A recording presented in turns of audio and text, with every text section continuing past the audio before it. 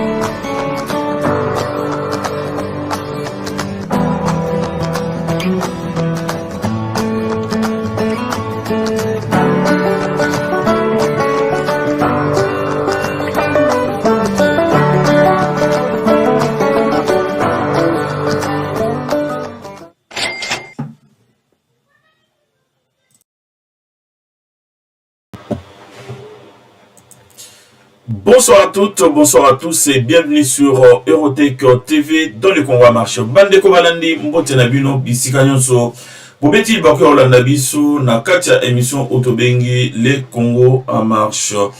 Bandeko, Tozali Bongo, Lelo mardi 10 mai 2023. Alors pour le titre de cette édition, exclusif. Faute de résultats, la force régionale, le EAC, quitte définitivement le pays. Là, c'est pour le titre. Le deuxième titre, visa RDC, États-Unis d'Amérique. L'annonce de la réciprocité faciliter le voyage pour les Congolais. Bandeko Tokolobele yango.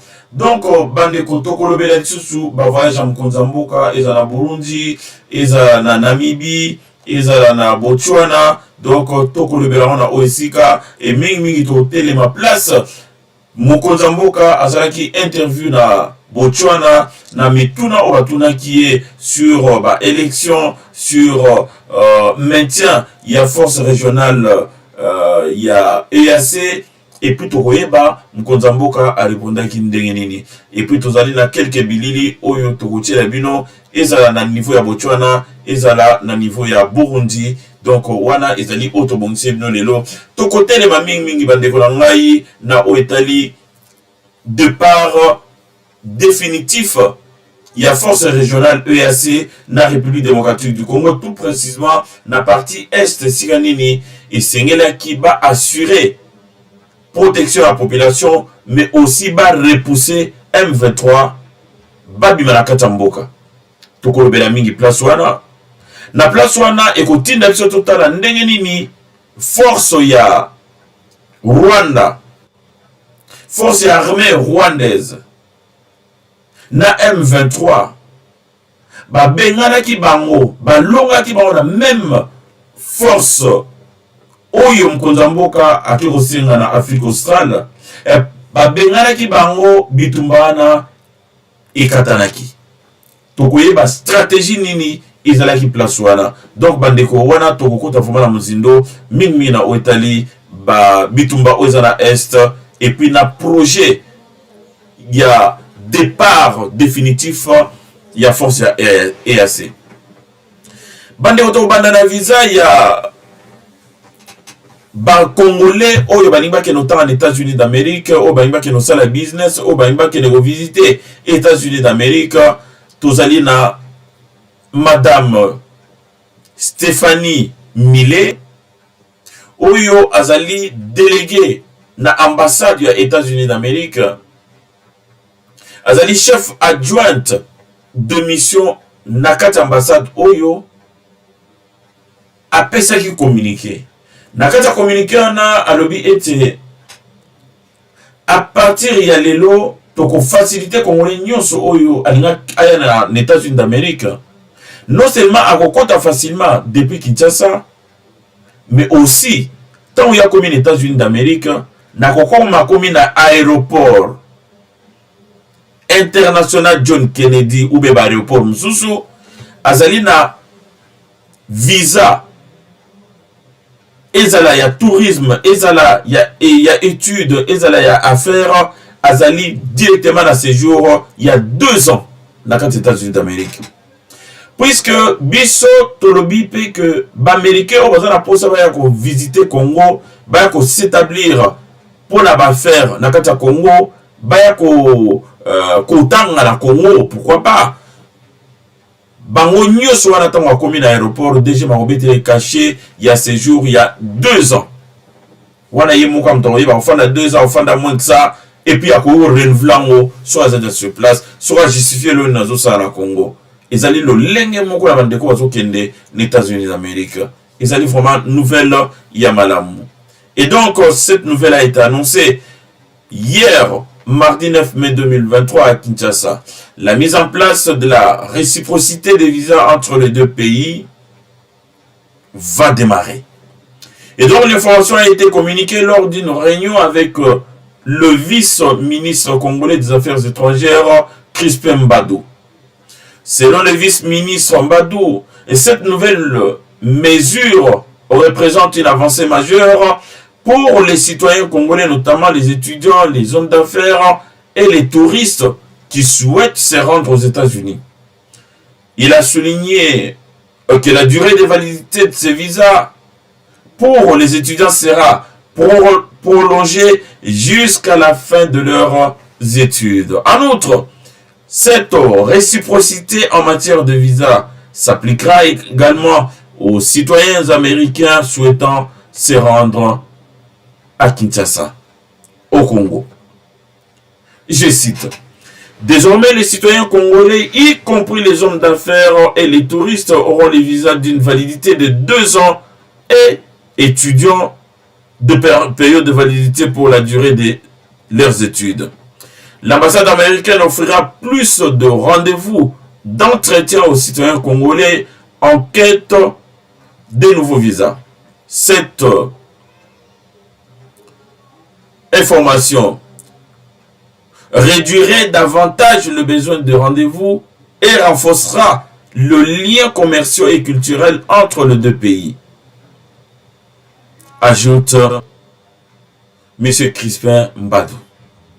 Et donc la réunion à laquelle a participé également l'ambassadeur Daniel Makiese, secrétaire général aux affaires étrangères, marque une étape importante dans les relations diplomatiques entre les deux pays qui ont débuté après l'indépendance de la RDC en 1960. Donc, la relation nationale américaine et bandi le loté bandi konanga. Donc, tout ça, sanaka na niveau politique, na niveau business, na niveau y a études. Donc, soko talikaka na ba mbula na 2 décennies, c'est-à-dire 20 dernières années, au yoti oleka États-Unis d'Amérique a aidé Congo à hauteur il y a 1,7 milliard de dollars américains pour la côté au Italie ba maladie ba kisi et puis donc voilà ils allaient vraiment côté positif il y a relation entre Congo et États-Unis d'Amérique. Cette nouvelle mesure de réciprocité des visas est perçue comme une excellente nouvelle qui facilitera les échanges et renforcera davantage les relations entre la République démocratique du Congo et les États-Unis d'Amérique. Donc, au visa, il y a études. Si bandeko ba aussi ça va classe na États-Unis d'Amérique pour na homme d'affaires et puis na touristes ou bien visiteurs, visa Isali d'office il y a 2 ans. Nouvelle Yamalam. Alors bandeko, la force d'Afrique de l'Est en RDC, la prudence s'impose. Bandeko toye bien malamu que na Est la République démocratique du Congo tozali na force moko otobengi force ya EAC. Force ya ba pays ya Afrique de l'Est et ya ikopesa sur maboko pour être tobenga na monguna otobengi M23 ou bazali ko soutenir la Rwanda. Mais ndeko wana puisque baza africain bayaki na Congo avec un mandat. Lelo batumi bazoloba même bango mo compris bango mo babino écoutez biso to yaki pour na bundate to yaki pour na observer. Bandeko na ngati que sokeza la pour na observer. Président Tshisekedi alingaki kondima mission oyo ya EAC na kata République démocratique du Congo te. Puisque tozan dia na ba observateur mususu tobengi MONUSCO. Basala yelo mon côté. Ba batala la place bazo boma biso, ba place bazo sala biso mabe, ba bazo tala, ba batala. Mais donc tozan qui vraiment a besoin il y a plus de 1000 personnes baya ko observer, baya ko tala ndeni bazo sala biso mabe te. Tozan a besoin ya ba troupe obaoya, baya ko repousser, baya ko kanga, baya ko bundisa, bato obazo bundisa bato bazo yiba, bato bazo violer la kata ya République démocratique du Congo. Tant bayaki déclaration na bango au bazalaki déjà ils allaient tout était faux dès le départ. Contrairement il y a ba accord oyo basignaki na République démocratique du Congo. Mais avant de comprendre lozoleka na moi lelo c'est-à-dire ba voyage à Mkonzamboka ou ba voyage mibale à Mkonzamboka ezala Burundi ezala na niveau ya Namibie pour comprendre bien bandeko pour remonter là nous un peu plus loin pour toyeba le président Tshisekedi a se tourné vers Afrique australe pour la tinanine puisque tozalaka na ba angolais tozalaka na ba namibien ba zimbabwéen tozalaka na ba sud-africain na 2013 bayaka na Congo musalani bango basalaki oyo lelo et qu'on a convaincre les biso tozongela sur bango pour na M23 oyo ba bengana na 2013 et puis bazongi lisusu na 2021 puisque novembre 2021 de makambo hostilité wana et bandi na Est République démocratique du Congo. Et donc la force de l'Afrique de l'Est en République démocratique du Congo, la prudence s'impose. Les dirigeants d'Afrique de l'Est ont convenu de créer une force pour combattre les groupes armés dans l'Est de la République démocratique du Congo. Ba créer force wana. Balobino bitumba oyo loko la président Tshisekedi azali moko ya ba membre ya Afrique ya Afrique de l'Est. Donc essayez vraiment tout ça maboko bitumba et si là abasala échange commercial puisque mingi ezali pour un échange commercial. Donc l'échange commercial et ça la échange commercial et ça la vraiment ndenge longovani. Mais bah au moment que force wana eye force wana et ça les loronini. Biso soto décrire quand sur notre boya qui vraiment ndenge na mo ya kotambola, bazali kotambola mais bazali ko aider Congo te.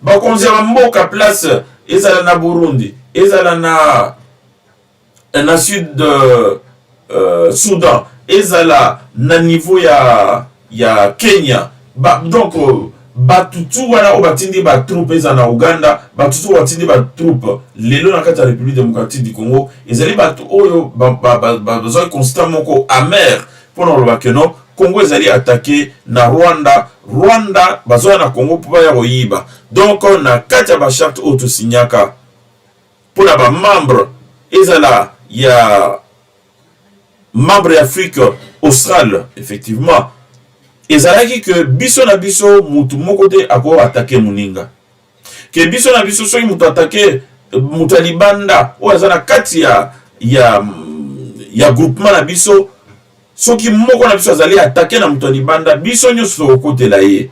Mais ndenge nini biso na biso le 7 je crois le 7 ou le 8 Otozali na communauté wana ya ba pays Afrique australe tokomi ko bundisa biso na biso tozo beta na masasi. C'est pas possible.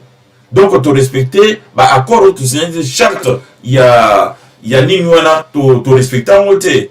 Et donc le kola to conseiller Kagame alobi ezali yete alors que bazo kanga ba soda na ye na kati ya bato ozo bundisa Congo. Et donc, Azali Motomboki a tamboli contre le signature autre signataire qui n'a dit ça béba, accord d'Addis Abeba.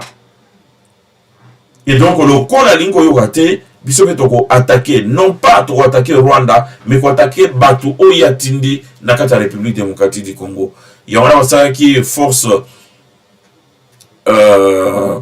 régionale d'Afrique de l'Est, EAC, de manière à ce que va stopper l'hémorragie wana ya Bitumbana Est. Et donc les autorités congolaises ont annoncé un premier déploiement, mais des obstacles persistaient. Alors Bandeko, que s'est-il passé pour la Batouana, Baya et plutôt yeba mandat na bango ou ailaki Isakinini? Le 7 États membres de la communauté d'Afrique de l'Est, CAE, ont convenu de déployer une force régionale dans l'Est de la République démocratique du Congo le 15 août 2022. Le 15 août 2022, Bangonyo Sobasangani, tout à l'heure, pour la petite histoire, pour comprendre place Nito Outi, place Nito Komi, et puis place Nini. Vraiment troupe il y a intervention en Afrique australe et Menabiso. Donc le 15 août Basangani le bilan il faut biso le 7 membres de la communauté d'Afrique de l'Est EAC en anglais ou CAE en français et Sengeli vraiment tout tinda d'équipe d'intervention tout former force moko de façon que bakende kobunda na République démocratique du Congo ba libérer bande konabiso ya est ba libérer ba protéger ville ya Goma et tomber sur terrain ne tombaki entre 2012 et 2013. Et donc le 15 août bayokani et puis le contingent burundais a été le premier à entrer en République démocratique du Congo sur les auspices de la CAE ou EAC. Baburundais mtwakota ibato liboso abino écoutez toyokani to former ba militaire biso toyokani alors biso toza la place nini basali calendrier batindi ba Burundais babino bino faut za na kota sud kota ba Masisi côté wana oyo ba or ezali ba minerai belé zana tozana ba tuti ebele ba kota wana et puis mingi bazana ba minerai bino bokende na sud. Donc cependant pas encore de calendrier précis donc à cette époque-là de déploiement complet de la force. C'est-à-dire que Burundais baillé, Soudanais baillé, et puis Kenya baillé, Ougandais baillé. Donc, mais il fallait que tous les 7 membres batinda, mais on batika bazo hésiter. Angola bango bino, biso to tinda 500 militaires, batika la rotinda te tilelo. Puisque Angola va qui ce temps toya et vous avez l'armée d'observation mais vous avez l'armée d'assaut biso to robunda. Et donc la République démocratique du Congo a rejoint la communauté d'Afrique de l'Est, un bloc économique régional en mars 2022. Voilà, en mars 2022. Et donc le président Félix Antoine Tshisekedi Tshilombo a profité de l'adhésion de la RDC pour demander à ses homologues de l'aider à lutter contre les dizaines de groupes armés qui se battaient depuis des années entre eux et contre les autorités dans l'Est de la République démocratique du Congo. Qu'au sein de la présidente Tshisekedi Zalaï que le cours à la communauté de pays d'Afrique de l'Est, loko la bango bazali na embargo te na le wana biso mwanto somba mundu kezalité so sombi masasi il faut l'accès conseil de sécurité on na tekelio au sombi ezali ba modèle nini ezali quantité nini. Donc alors pour na éviter nyonso wana to bascula qui et pas ebatu o bazaki na restriction ya modèle wana te. Alors des forces bayokele bon siko le roi comme membre. Alors à ce moment-là tout ça là équipe moko oyo et ko accompagner yo. Et donc les 7 dirigeants de bloc se sont ensuite rapidement mis d'accord sur la création d'une force conjointe composée de troupes régionales pour endiguer la violence. En parallèle, ils ont également lancé un premier cycle de pourparlers avec certains chefs de groupes armés congolais qui a débuté en avril en Nairobi sous médiation de Kenyan, donc Uhuru Kenyatta. Bandeko, donc tango Makambwane Salami, c'est-à-dire que tango président côté la communauté d'Afrique de l'Est, Yokani, Abibon, Ngaïna Awa. Ce n'est pas seulement pour le commerce, mais aussi, nous avons un problème, puisque Est, Yamboka Nangaï, ils presque occupés, presque dans Maboka Rwandais, Bazaliko Kanga Bamboka, Bazaliko Sala Makambundenge Nandenge, la population Nanga, Bo Edenga, Bino Tozana possibilité, Yasoma Mindu, Yasoma avion, donc Bo Edenga. Et donc, Yokani Basali, équipe wana groupe wana basali force wana de façon que baya ko accompagner président Tshisekedi. Alors force wana bachaki yango na maboko ya Uhuru Kenyatta ou azalaki à l'époque président ya Kenya po ete yende azala médiateur puisque d'un côté ba bensi groupe force ya intervention ou bien force régionale pour pas bunda sur le terrain, mais de l'autre côté, si rebelle, enfin, terroriste, on a une possibilité, il y a qu'à dialoguer avec le gouvernement, il y a Kinshasa, peut-être Bitumba ici là. Ou alors, Token Angela Bitumba, ou alors, Toyokani Botiki Bitumba, puis se mettre au attaquer Bino. Donc voilà, Oyo Balingi, Bazali ba Congolais, ba intégrer le programme Otobengi DDRCS, peut-être Bazala désarmer et puis démobiliser de manière à ce que travailler le quoi batunions oyo bazali ba Rwandais o bazaba Burundais o bazaba Ougandais. Alors en ce moment-là bino tozong ça bino pas na bino puisque vous allez vraiment et pas na binoté. Donc on masolo et bandi. Lors d'une réunion le 20 juin, les chefs d'État de la communauté d'Afrique de l'Est ont appelé à un cessez-le-feu immédiat dans l'Est de la République démocratique du Congo et décidé d'accélérer la mise en place de la force conjointe. Donc, c'est un beau tika, Kobeta Minduki, puisque Tozali ko solo là, Nathan Tozo solo là, Bokita Mundu qui n'a pas belé, donc to solo là. Mais, viola qui toujours, c'est les feux wana ezali, yokani le lobi masa se betamite, lobi ane betamite, lobi ane konora keno, mboka bobakangi, batuba kufi, batuba kimi, batuba zoki. Donc, c'était comme ça. Tikani ko respecter et l'eau comme mon côté. Et donc, le général Robert Kiboshi, chef des forces de défense du Kenya et président de l'état-major de la communauté d'Afrique de l'Est, a a présenté un projet de concept opérationnel détaillant les objectifs et les règles d'engagement de cette force, ainsi que les ressources à mettre à la disposition de son commandement. Donc, alors, commandement appelle ça qu'on a général Songolo pour Asala a présenté cahier des charges. Bako kendende ba olongo jumkonini. Donc bakoma kuna bakola la place nini. Babanda ko lia ndenge nini.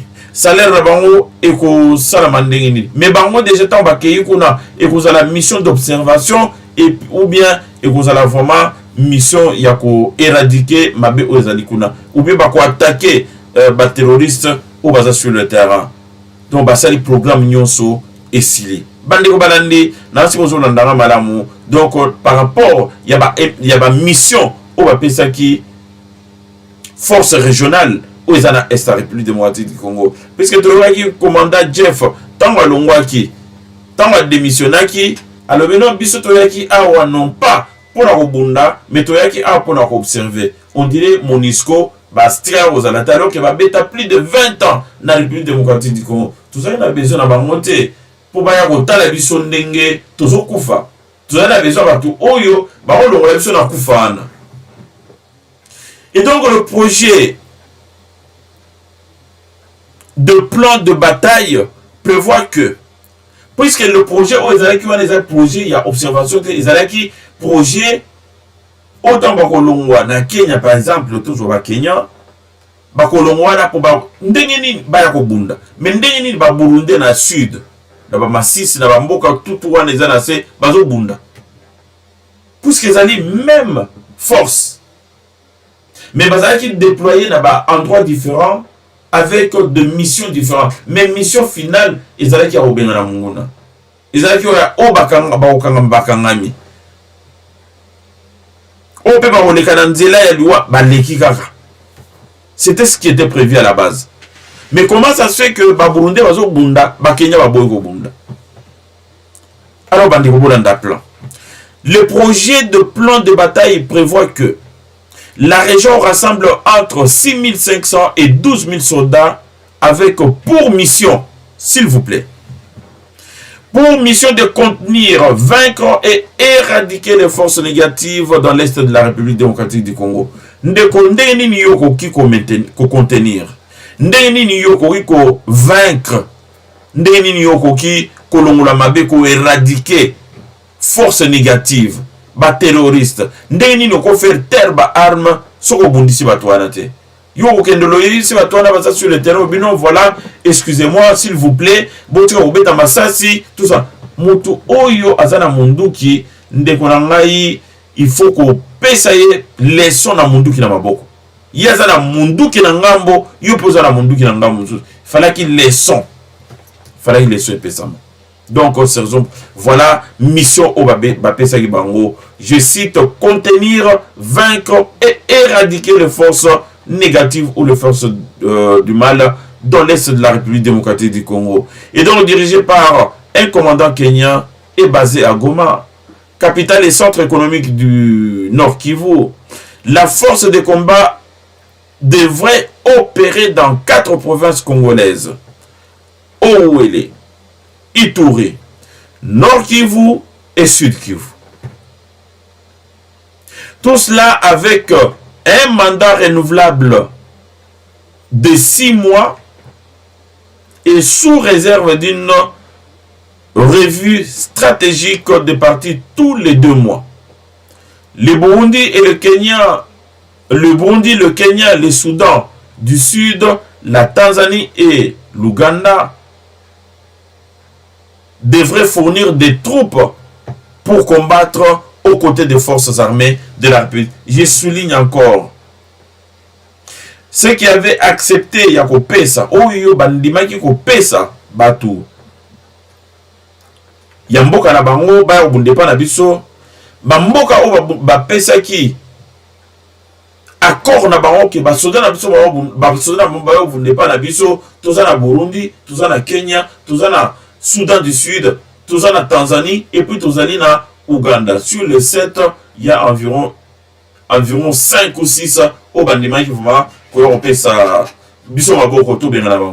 Mais mission na bango ezalaki ya ko combattre aux côtés de FARDC. C'est-à-dire bazali ko tambola biso to so minduki bango be basimbi minduki ba matiti ebe bouger masasa leli. Mais bango ko mieux non biso to yela ki observation. Donc ba tanyo so basali. Et en pire encore, na départ il y a démission il y a commandant Jeff. Alobi biso awa na longwe puisque bazo nazana ba menace de mort. Même toi nazana bataillon bataillon mobimba. Ayo bazo menacer ba bomanga. Bon ba soda o ezana bango. Et bongo ba avion ba drone o ba pesa ki. Alobi ba yibi ba drone nyonso ba yibi yango ba drone militaire hein. Ce n'est pas drone ya ba jouer. Drone militaire zo ba yibia. Ba yibia on anani. Puisque normalement so oyeba esika ba drone eza normal ezali esika ye il fallait qu'il azala. Mais ba yibia on me yatika li na bomo indeni. Compliqué. Donc Batouana ba yaki pour ba combattre aux côtés de FARDC. Même si la force conjointe est une nouvelle initiative, son objectif principal était de renforcer les groupes ou les troupes déjà déployées en République démocratique du Congo au cours des derniers mois. Chaque contributeur aurait une mission distincte. Les soldats ougandais de la force conjointe aideraient, donc ils sont là pour aider leurs compatriotes au Nord Kivu et en Ituri à combattre des forces démocratiques alliées ADF.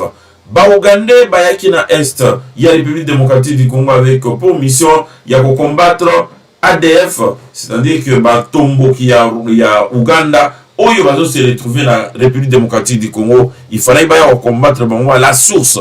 Donc, où les a une mission, il y a Ougandais. Une coalition rebelle ougandaise, c'est-à-dire ADF, une coalition rebelle ougandaise dont la principale faction a prêté allégeance à l'État islamique, donc Daesh.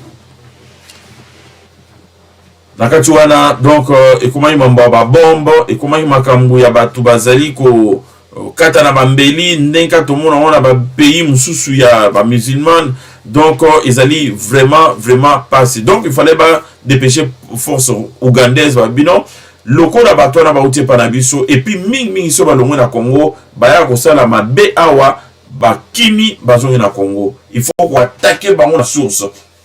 Ko panza vraiment ba basio na bango. Ba bisika bazalaka. Ko beta o massage ko panza yango. Et puis voilà. Et les troupes kenyanes mission na bango ezalaki ya kozala na Nord Kivu. Le pays fournit déjà des soldats à la force de l'ONU sur place, mais les deux contingents avaient des missions distinctes. Puisque na Nord Kivu bande balandi tuza na MONUSCO, mais tangu ba Kenya baye bayo okuta MONUSCO sur place. MONUSCO baza la mission na bango obino boyebi bien otolobela mbala mbala que baza la mission d'observation. Observant depuis 20 ans bango batala rara. Wana ezali pour bafuta bango pour la bongo pour ba observer. Alors ba groupe Kenya ba ila kinini.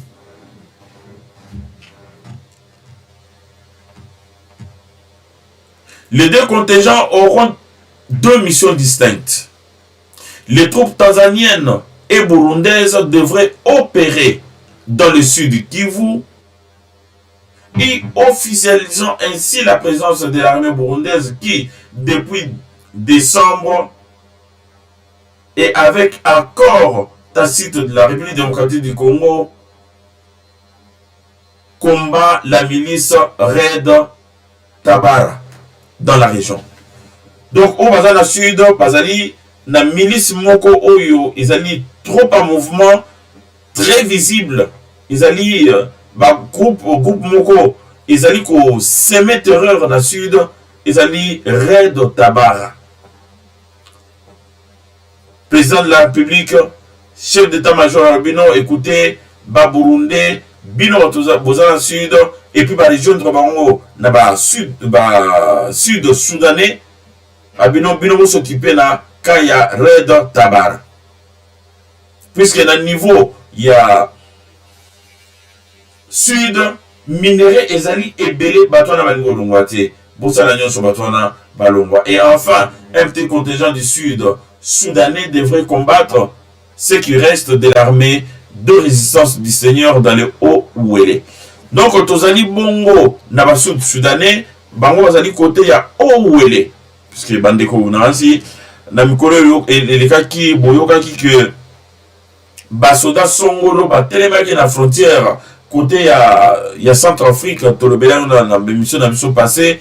Donc basoda na bazali kokota malembe côté ya Équateur kuna na Haut-Ouélé. Donc c'est vraiment que tous à la groupe moko, tous à la armée moko et outil côté ya est et outil côté ya Afrique australe, de manière à ce que va combattre au groupe armé wana au babengi les seigneurs dans le Haut-Ouélé. Alors bande barandi nyoso wana elinko memabiso na esikanini nyoso wana e otalisa biso que na kata ba groupe armé aux na kata la République démocratique du Congo, na kata force régionale pour mieux dire, aux na nord, aux na sud, batu o basali musana bango o musali monani ezalika ba Burundi. Puisque ba Burundi batuna kité non biso to observer biso to rotala nanu non bango bakembala moko ba attaquer so ba yoki kuna ba bomi bakeba luki tant ba yebi que non batora bazali basé à tel endroit massa se bandi ba Burundi mingi pe bakufi bandi on a biso pe mingi bakufi pembe na bango. Donc c'est pour vous dire que na moyi ya lelo tozali na batu oyo bazali ko bunda na o bazo bunda te, alors que ba yelaki ko prêter main forte na forces armées de la République démocratique du Congo. Et donc c'est ce qui me pousse à vous dire, c'est ce qui me pousse à vous informer que le président de la République a joué un message tout wana. Le président de la République a yokaki oyo congolais a yebisaki à propos il y a ma force dans la Est de la République démocratique du Congo. Vous voyez que mingi ba déjà la balabala ba congolais mina balabala bazali ko critiquer, bazali ko décrier comportement ya batu o bazana na mboka ya biso comme ba force d'intervention, comme aide na fa RDC qui bazo salero mon côté. Si bien que même Kenya n'attend pas qui va très bien avec Bambunda, avec Banzembo, mais Bandeko tant ba yo comprendre que Kenya ba komi ko lia na banguna, ba komi ko mela na banguna, babino écoutez. Tu dois comprendre que bino de bozo kotsa banguna katamboko. Donc il faut bozo pas la bino et comment qui mbutu. Même ceux qui président ni commandant Jeff alors que nazali na menace, ils allaient menace. Il y a un groupe armé, ils allaient, mais puisque le groupe armé, ils allaient M23, bah, comment dire à camarades, moi, ils attaqué, moi, ils passé les malades Haïti, mais bateau, oh, bah, comment tu as pensé les colos, ils allaient, bah, congolais, bah, moko, bah, le biso, tous allés, sont konzamboka. Donc, le collaborateur, il raté, et donc, biso, tout garder nos sunamboko côté, puisque vos foutami, et pas la, vos foutami pas la biso, vous allez kolala, vous allez pas la biso, vous allez kolala, na fleur la biso, donc, ils allaient, bah, impôt la biso, nous, tous foutabino, et donc, bilan, je sais, vous allez, besoin et pas la bino. Donc, Makamutu wana ndenge za oleka et komelaki président de la République. Alors président de la République déjà à na Burundi esikanini asalaki moi discours moi intervention pour la relaxer que mboka na biso ezali attaqué par un voisin oyo a respecté lo mon côté comme on Kagame avec M23 pour abomba na simanae. Donc, bande qu'on a retiré une intervention au président de la République na Burundi et puis on se retrouve tout de suite après. Merci de partager, de liker et de vous abonner massivement à notre chaîne. À tout de suite. il y a de cela une décennie, la signature de cet accord cadre à Addis Abeba augurait de lendemains meilleurs et radieux pour les peuples de notre région. Nos États souscrivaient et décidaient de faire du respect de la souveraineté et de l'intégrité territoriale des pays voisins, de la non-ingérence dans les affaires intérieures des uns et des autres, de l'interdiction de fournir une assistance aux groupes armés ni à des personnes impliquées dans des crimes de guerre et contre l'humanité ou des crimes d'agression, et de la facilitation de l'administration de la justice grâce à l'entraide et à la coopération judiciaire dans la région, la pierre angulaire de notre action collective, nous autres États géographiquement localisés dans cette région des Grands Lacs africains. À la lueur des objectifs consacrés par cet accord historique, d'aucuns auraient préféré que soit célébré ce jour avec faste les acquis de notre engagement collectif pour une région des Grands Lacs complètement pacifiée.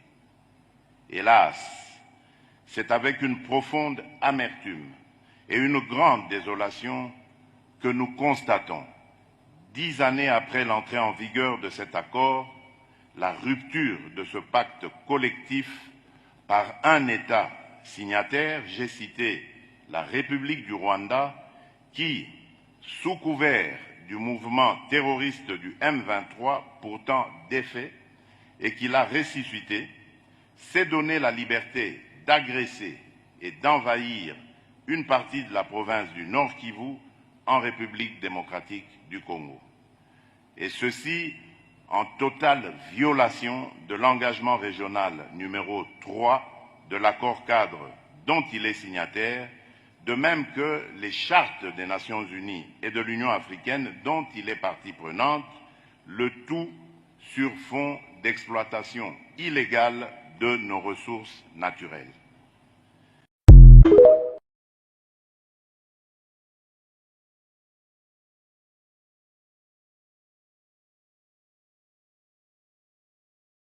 Merci beaucoup pour la patience Nabino, pour la vous êtes abonné déjà à la chaîne Abisso, pour la liker, avoir liké la émission Abisso, donc Essengo Ezalangai Bandeko, président de la République na Burundi a dénoncé le comportement de Paul Kagame, puisque Paul Kagame azali moko ya obazala kati ya communauté d'Afrique de l'Est. Donc normalement il fallait pas à la qui ça vraiment que Azali Munguna, il fallait pas Aja Munduki asimbisa ba rebelle ou ba terroriste Minduki ba obundisa biso nyonso wana toyebi yango pourquoi toyebi pourquoi. Alors alakisaki na ba président nyonso ya Afrique alakisaki mao que charte, il y a accord d'Addis Abeba, ils ont qui respecté na Paul Kagame, puisque normalement Bisso il fallait qu'il tout se protéger mutuellement. Bisso il fallait qu'il ceux qui m'ont attaqué Bisso une tierce personne, une personne externe ou un pays externe, il y a communauté de Bisso attaquer moko na Bisso. Biso to okende lokwa mutu moko to repousser attaque wana. Mais Kagame asali monté, Kagame a préféré aya ko attaquer moko na biso. Alors que yi azali moko ya oyo to kana que non to koki jamais ko s'attaquer entre nous. Alors wana et uti wala que président Tshisekedi a pesi mu Congo na ba pays y'Afrique de l'Est. Yamwana bandeko bele baza se poser question mais on ndenge nini biso to za l'Afrique centrale akio sala ba accord akio sala intégration na Afrique de l'Est kuna iza ba Afrique moko anglophone akio sala intégration na ba pays ya sud mais kuna ezali anglophone comment kotika Afrique francophone akepa ya ba ndeko lelo tozali na choix. Ce que nous que na est bako chapiso baboko poto sisa bitumbo na est ndeko to okende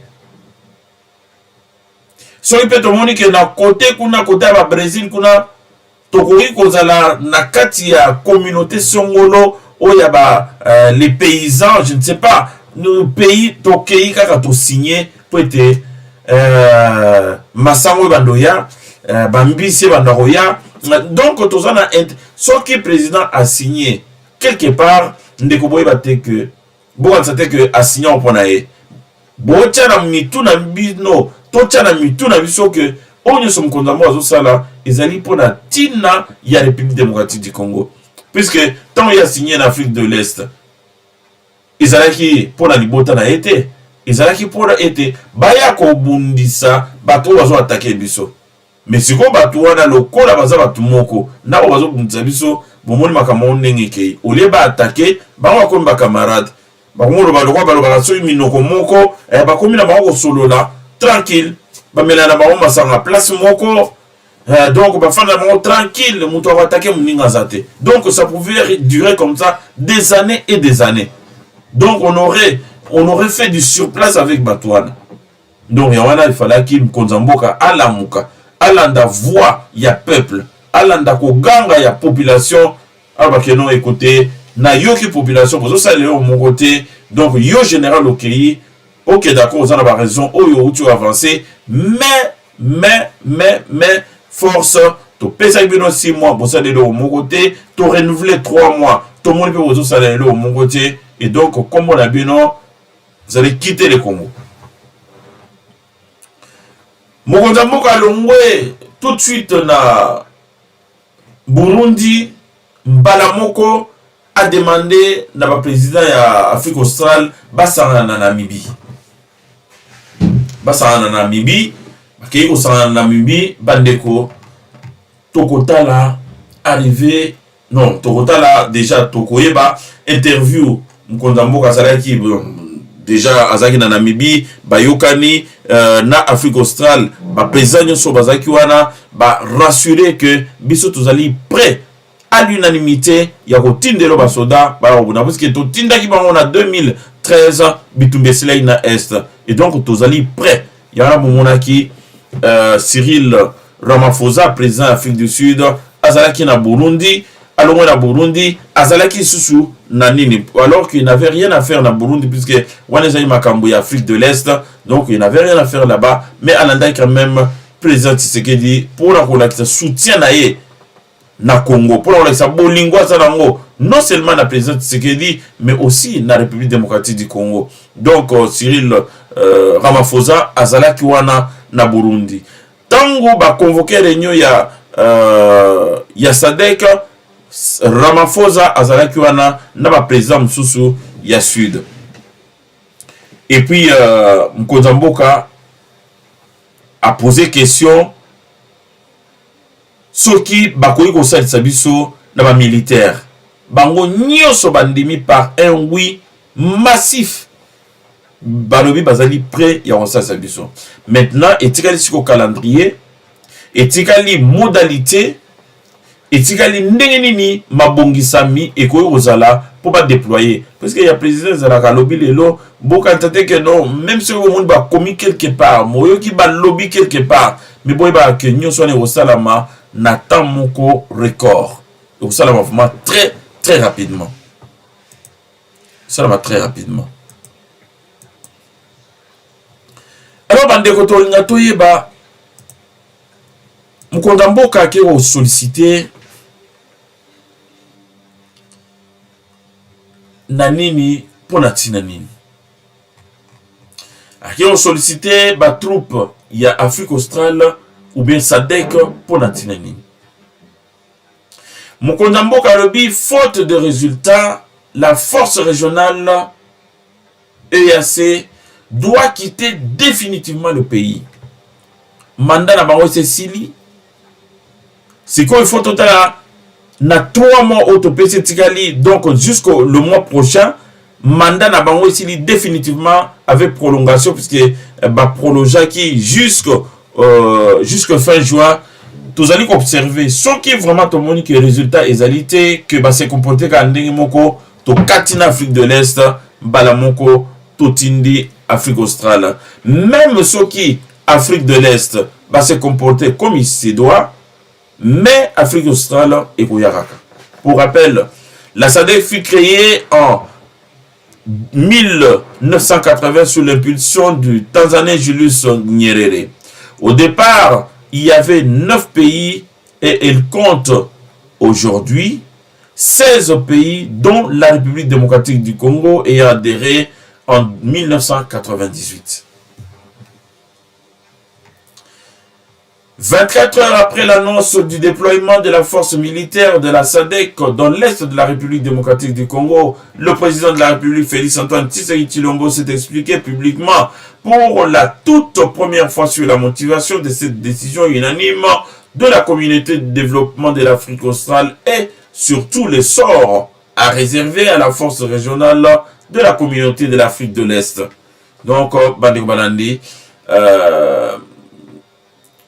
Toyokaki na Namibie annonce ya kafu et salami na ba membre ya SADC bangonyo soana donc bazali 16 pays donc nous notons tout à l'heure que SADC ezalaki créé en 1980 et par le président Julius Nyerere.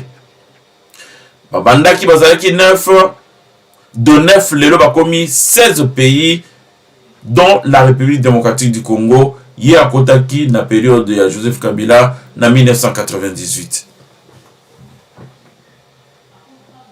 Et donc, après cette annonce, président de la République démocratique du Congo,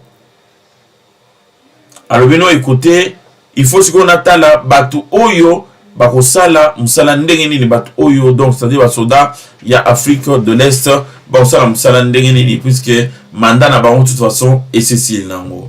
Répondant à la presse de la RDC au cours de la conférence de presse conjointe avec son homologue du Botswana Mongwetsi Masisi, le chef de l'État Félix-Antoine Tshisekedi Tshilombo a clairement démontré que la force de l'EAC passe ces dernières semaines en République démocratique du Congo. Ah, la force de l'EAC passe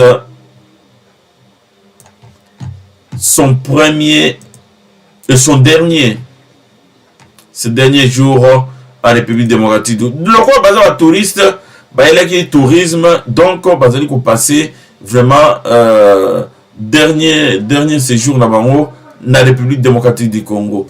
Et donc, selon le président Tshisekedi, à l'issue du premier mandat de l'EAC en mars dernier, mandat là-bas aussi là qui depuis le mois de mars, c'est là-bas 3 mois de tout à l'heure jusqu'au fin juin.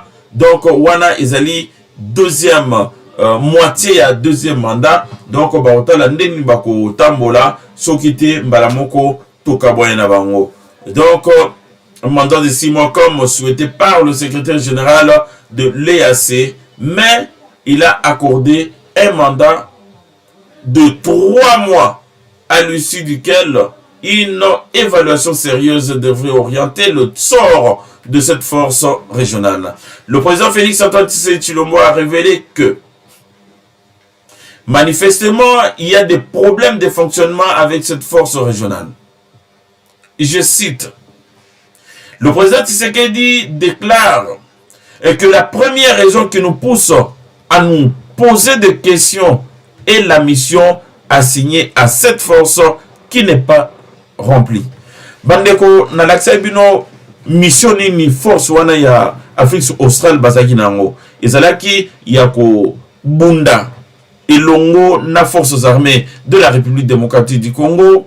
Ezalaki yako repousser munguna abima na kati ya mboka na biso, ezalaki ya kotia kimia na mboka na biso, ezalaki ya kozongisa bandeko na biso oyo nyonso bakimi bamboka bakoti na bazamba bazongisi bango bainstalle bango kimia ekoti. C'était la mission oyo basinyaki bango, mais bakomi kuna bakomi bakamarade bango na.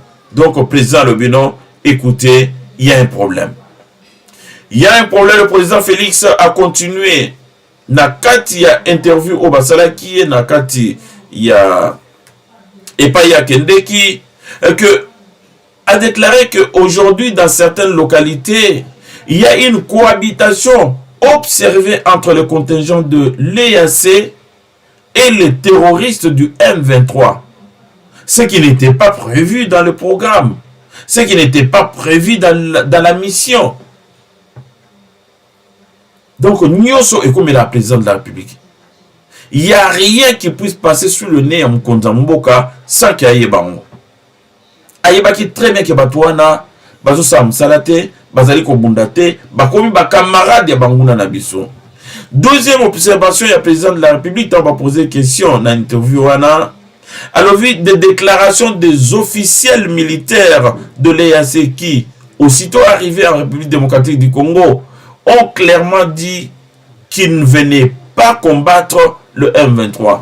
Bandeko, Naranti, commandant Jeff Tango, Ayambamaki, na Ndeko Nabiso, Chiko Titambwe, Chiko, à cette déclaration, le biso toye awa, non pas pour la robunda, mais pour la rotia kimia.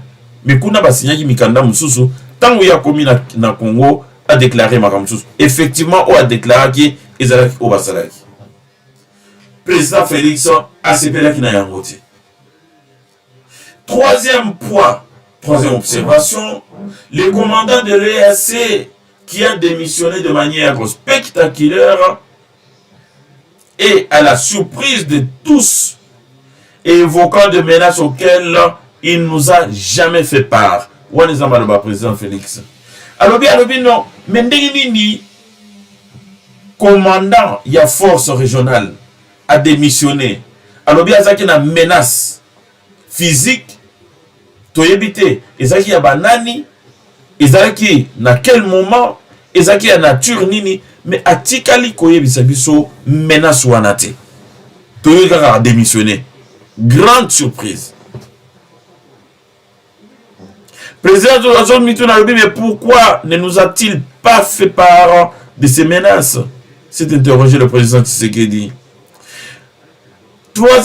Quatrième ou cinquième point, qui s'est dit également surpris de la précipitation avec laquelle le Kenya a désigné le successeur du général démissionnaire sans consultation, comme si cette force n'appartenait qu'au Kenya. C'est encore indigné le président Tshisekedi. Alobi, mais a démissionné à Kei, très bien. Mais tant où il a démissionné, mais il fallait qu'il y ait le bosoto solo la neto, yambaki bango neto solo qui avant Baya. Et puis, Ndengeye a démissionné qui Mbala Moko va désigner remplaçant naye automatiquement sans consulter Kinshasa, sans consulter le commandant suprême de la République démocratique. Est-ce que ça a mandé? Donc, il se cachait quelque chose derrière tout ça. C'est comme si la force régionale aux alliés établie dans le Congo, dans l'Est de la République, il y avait que les Kenyans qui désignaient pour la dirigeant. Un Burundais, un Soudanais, un remplaçant commandant. Vraiment, Bitumbana ici la tête. Bazalaka Kenya, Nilotique, et puis Bazalako Konza côté Wana. Et donc, le président Félix poursuit. Manifestement, il y a un problème dont nous avons besoin de parler pour clarifier la situation. Et comme le mandat s'achève au mois de juin, si à cette date, nous constatons que le mandat n'est pas rempli, nous allons décider de raccompagner le contingent venu à la rescousse de la République démocratique du Congo avec honneur et le remercier pour avoir essayé d'apporter leur part à la solution de la République démocratique du Congo, a dit en substance le président Félix Antoine Tshisekedi Tshilombo. Ce qui est monique Moussala Autopesa Ibango, Moussala Autobexile Bango Congo, Basali Yamote, Troué Sabango, Namalembe Nyonso, avec Bolingo na Nzambe, Babima la République démocratique du Congo, Batumsusu, va remplacer. Et donc, Batikali na un mois pour passer la déclaration. Et donc, le chef de l'État s'est félicité de la solidarité manifestée par le pays de la SADC à travers la décision unanime de déployer sa force qui a déjà fait ses preuves en terre congolaise. Donc, Bandeko Balandi, preuve nini, Oyo, soldat ya SADC, sala déjà na Congo. Wana tozonge lango na dernière partie, donc tout de suite après. Et donc, le président a dit attendre la tenue de la réunion quadripartite de l'ONU. Donc, Barosangana, de manière à ce que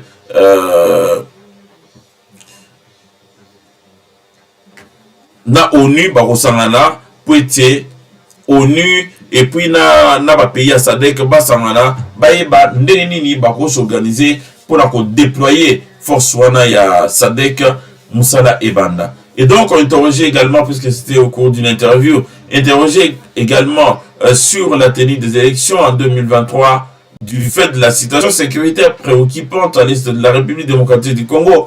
Le président de la République a rassuré que le processus électoral est irréversible et il n'a pas l'intention de priver ses compatriotes de l'Est de leurs droits civiques. Donc, c'est-à-dire que élection bitumba ezalate bandenoso ya est bazali enrôlé bandenoso ya est mokena urne bandenoso ba voter ba kozala ba député et puis bazala président na bango fachi beton en 2024 bandeko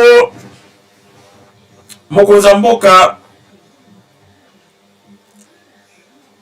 a se rabattre na ba pays ya SADC mais pour la tinamine Ndakisa, puisque Tolinga Mato remonté histoire pour la où il est la République démocratique du Congo à l'époque, puisque l'Afrique australe, on dit que M23 bat Kima.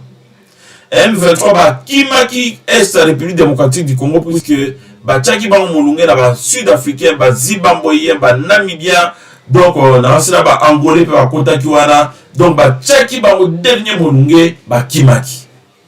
Kimaki. Et puis, Oyo, Tikalaki. Bon, voilà. Moi encore, Songolo, ils ont signé. Et na leur wana era Kabila de manière à ce que Kimia ekota ya libela baza on sous-souté donc ndeba yo la kababa wa poste même si on continue on armée même si on continue on la police même si on continue on a parlement même si on va ministre même si ndenge bozo mona bangwana ba panzani partout ils allaient ba accord il y a 2023 donc c'est-à-dire le 23 mars 2013 excusez-moi c'est pas 2023 2013 donc accord wana ya wana mutu salaye que batu bitumba ezala vraiment carré makamutu ici là et donc en 2021 bazon la même revendication et donc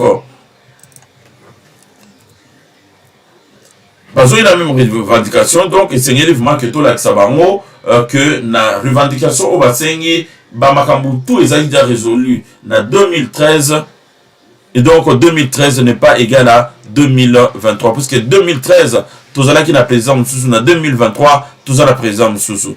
Donc à l'époque l'ONU avait créé une force armée pour combattre le rebelle de l'Est de la République démocratique du Congo. Dans les Rwanda, ONU a créé une force on va bengi force d'intervention.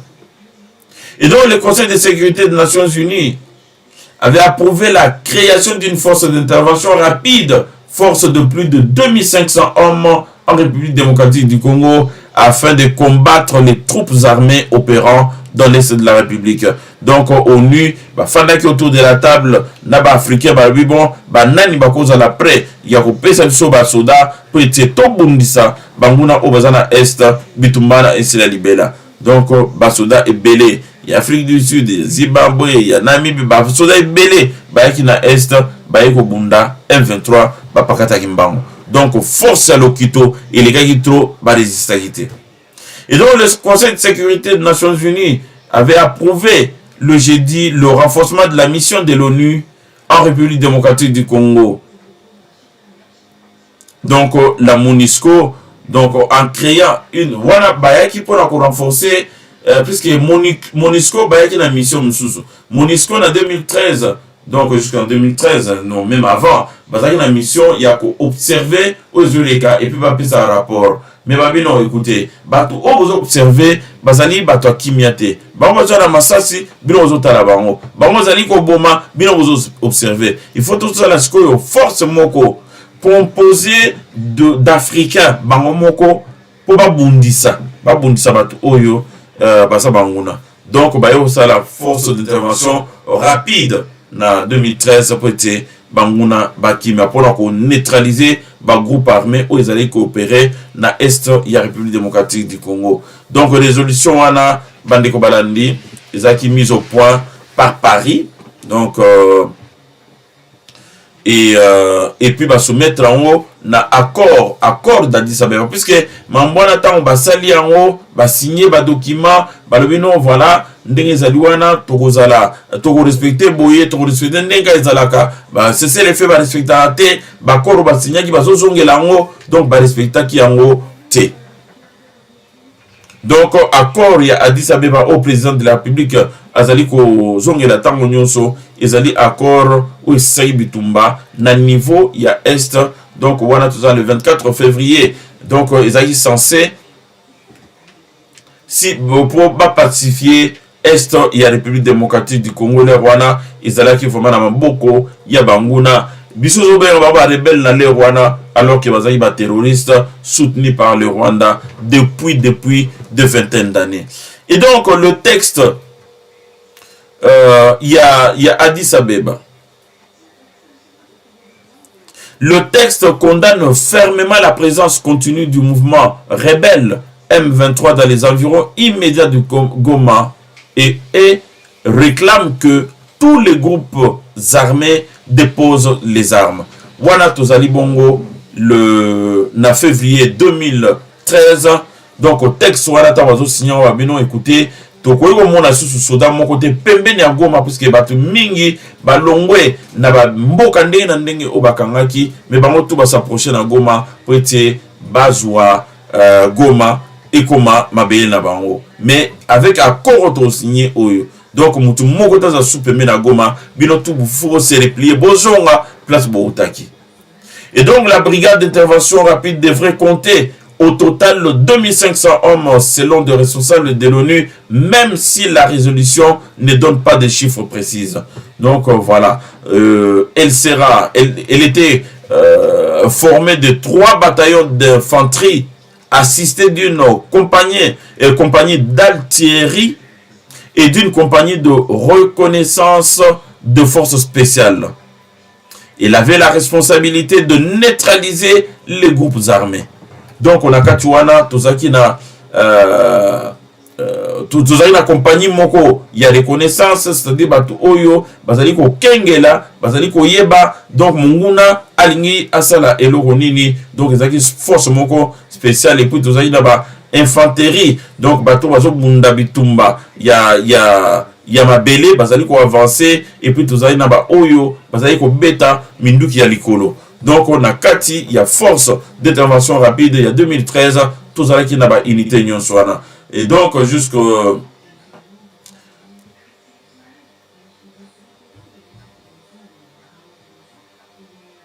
puisque nakati wana ba casque bleu au bazaki na Monisco bazaki na droit mon côté ya ko beta minduki ya ko beta masasi ya ko attaquer une force négative soit-elle, bazaki na droit à mon côté.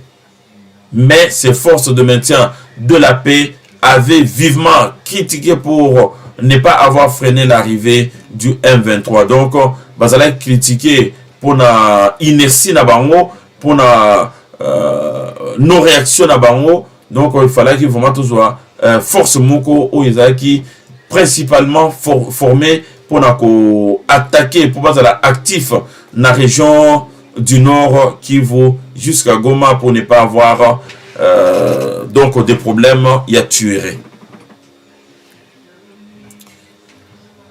Donc voilà bandeko balandi ndenge nini François et fonctionnaki et puis À l'époque, on s'interrogeait l'intitulé d'une telle force d'intervention après des scissions du mouvement du M23 et la rendition. Donc, Batmingi, Bosco Tangana, Oyo Azalaki, Mokonzi ya M23, Bakangiye, M23, et Komiko Pata Pata, ils ont sous la macacité, ils ont sous la chefté. Est-ce que Bako se réorganiser ou bien Bako tira bitumba? Donc, voilà, Bandekonanga, Ndenini, M23, Badmisa Ibso, Bakimaki, Bandeko Oyo, Bautaki, troupe Oyo Utaki, en Afrique australe, donc en Afrique du Sud, na Namibie, na Zimbabwe, Bayo Mutabaron, Bakimaki. Donc, on compte vraiment sur cette force de manière à ce que, les gars qui en 2013, et c'est répété sous Mbala Oyo, c'est-à-dire, Babengana Banguna, et puis tant que Mbala Oyo, Bissomo Totika la Soto formé, Totika la Kozala formé, de manière à ce que Tokenge la Bissomoko Mbokana, puisque Tobandaka, Kokenega et pas Paeteba au Bundela Bisso, il faut s'équiper comme il se doit. Il faut tous à la nyonso. Bande wanandi donc wana tozaki bongo na Namibie, na Afrique australe, toke na Botswana. Puisque mkonza mboka tango alongwaki na Namibie, mbala moko cap vers Botswana, et pas il na kena okutana na président Botswana. Na Botswana akena oluka nini? Mkonza mboka akende kotala alobi me ndenge nini biso tozali na or. Tous en diamant, tous en coltan, tous en cobalt, tous en cuivre, tous en étain, tous en zinc, tous en fer, tous en minerai nyoso. Mais Botswana bazalika kana diamant ya pamba. Botswana trop bien dans un pays développé. Botswana ezali propre tina ba village. Botswana batonga yango lokwa na poto. Mais Botswana bosala ndenge nini? Président Tshisekedi dans le bino ngai nazali kokende no président natala ndenge nini osorganiser na kokende donc président a komaki na capitale ba fandi muke ake jusqu'à plus de 120 km na village bakende kotala industrie minière ezali ko fonctionner ndenge nini alibia kotika la kuna pendant 3 jours pour comprendre le mécanisme ndenge nezali amema ngo vraiment la Congo ayeba ko exploiter vraiment diamant on nzamba pesa biso et les sabato et voix Misamboka. Et donc, Tolanda, reportage, et puis on se retrouve dans 2 minutes. Merci de partager, de liker, de vous abonner massivement à Eurotech Télévision. Merci à tout de suite. Cependant, depuis bientôt 60 ans, le Botswana, pays enclavé de l'Afrique australe, est aujourd'hui un modèle de réussite. Un succès obtenu grâce notamment à sa manne diamantaire qui stimule le développement de ses infrastructures. Ces miracles botswanais fait des émus. Arrivé ce mardi 9 mai 2023 dans la capitale botswanaise pour une visite d'État de 3 jours, le président de la République démocratique du Congo voudrait s'inspirer de ce pays pour relancer l'industrie du diamant à RDC. Pour sa première visite d'État dans le pays de Ketumile Masire, ancien président et facilitateur du dialogue intercongolais de Sun City, Félix Antoine Tshisekedi Tshilombo a chaleureusement été accueilli par son homologue de la République du Botswana qui a fait le déplacement de l'aéroport. Honneur militaire, passage de troupes en revue, l'événement était retransmis en direct sur la télévision nationale botswanaise. Après les salutations des officiels des 2 pays, Félix Tshisekedi a marqué un petit arrêt pour admirer les talents du folklore botswanais et ses particulières danses.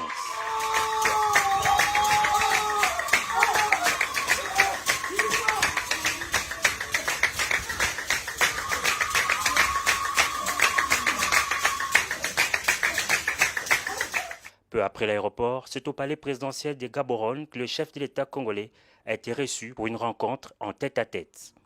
Chaleureuse poignée de main, petit tour du propriétaire, les 2 chefs d'État se sont par la suite retirés pour un moment d'entretien. Des questions de renforcement des liens de coopération dans plusieurs domaines, particulièrement dans les secteurs miniers, ont occupé une bonne place de leurs échanges, élargis en format bilatéral. Des moments historiques, transcrits dans les livres d'or du State House par le chef de l'État de la RDC. Et c'est plusieurs heures après que Félix Tshisekedi et Mogwetsi Eric Massissi ont fait la restitution de leurs échanges à la presse. Prenant la parole en premier, le président botswanais a fait des éloges à son invité de marque, qu'il considère comme le meilleur président de la communauté de l'Afrique australe pour sa vision d'une Afrique intégrée et développée.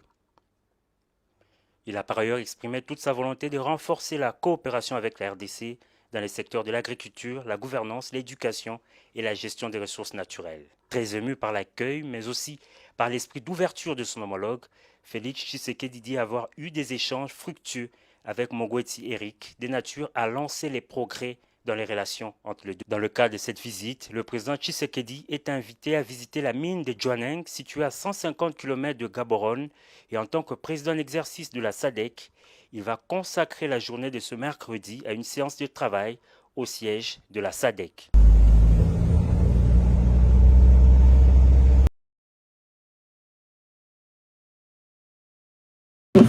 Voilà, badeko balandi na ansi vraiment tosali tour ya otobonsa bino lelo esengo eza ya ngai pour oyeba que bozali bayike obalandanga partout dans le monde ndeko soki vraiment okutana somba na liboso et que nano s'abonner te abonnez-vous likez partagez la vidéo pour être bandonation mususu to partager otoyebi sur l'actualité il y a République démocratique du Congo. Nzambe amuna moko na bino tokomi lobby pour focus sur la RDC.